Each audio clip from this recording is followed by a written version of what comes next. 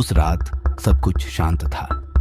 27 वर्षीय प्रतिभाशाली फोटोग्राफर प्रत्युष अपने कमरे में बैठा अखबार के लिए एक महत्वपूर्ण रिपोर्ट पर काम कर रहा था। उसने हाल ही में अपने कैमरे में कुछ बड़े रहस्य कैद कर लिए थे, ऐसे राज जो अगर उजागर हो जाते तो कई जिंदगियां बर्बाद हो सकती थीं।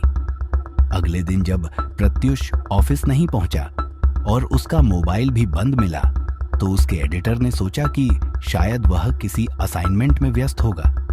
लेकिन दिन के अंत तक भी जब कोई संपर्क नहीं हो पाया तो चिंता बढ़ गई और पुलिस को सूचना दी गई। पुलिस जब प्रत्युष के फ्लैट पर पहुंची तो दरवाजा अंदर से बंद था।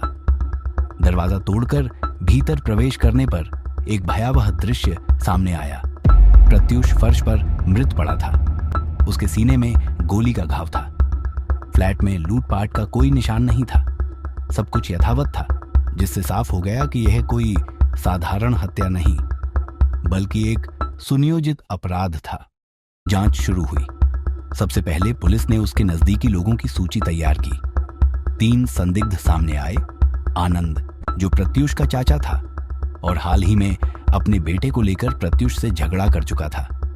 सौरभ, उसकी प्रेमिका का पिता, जो उनके रिश्ते के खिलाफ था। और प्रमोद, पड़ोसी, जो अक्सर प्रत्युष से छोटी छोटी बातों पर उलझता रहता था। जांच के दौरान पुलिस को सीसीटीवी फुटेज मिला, जिसमें एक नकाबपोश व्यक्ति को हत्या से कुछ देर पहले बिल्डिंग में घुसते हुए देखा गया। बिल्डिंग के गार्ड ने भी बताया कि उसने उस रात एक अनजान आदमी को इधर उधर घूमते हुए देखा था। जैसे जैसे पुलिस ने जांच को गहराई से खंगाला, एक नया नाम सामने आया। प्रियंका, जो प्रत्युष की पड़ोसन थी। कॉल रिकॉर्ड से पता चला कि प्रियंका और प्रत्युष के बीच देर रात तक बातें होती थीं। जब प्रियंका से पूछताछ की गई तो उसने स्वीकार किया कि उसके और प्रत्युष के बीच शारीरिक संबंध थे, लेकिन उसने हत्या में किसी भी तरह के शामिल होने से साफ इनकार कर दिया। इसके बाद शक की सुई प्रियंका के पति राजन की ओर मुड़ी।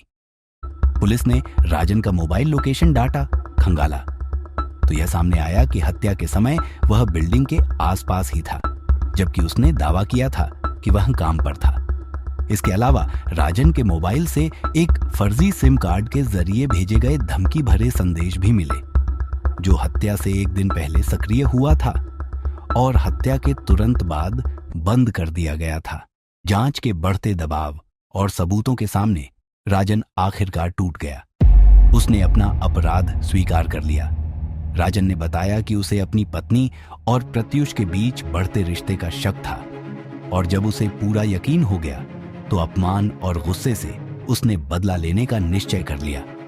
हत्या वाली रात वह अपनी पुरानी लाइसेंसी रिवॉल्वर लेकर निकला, चेहरा ढककर बिल्डिंग में घुसा और प्रत्युष को उसके कमरे में सीने पर गोली मार दी।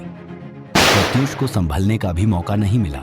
हत्या के बाद राजन ने अपने कपड़े जला दिए और हथियार को एक पुराने स्टोर रूम में छिपा दिया, जहां से बाद में पुलिस ने उसे बरामद किया।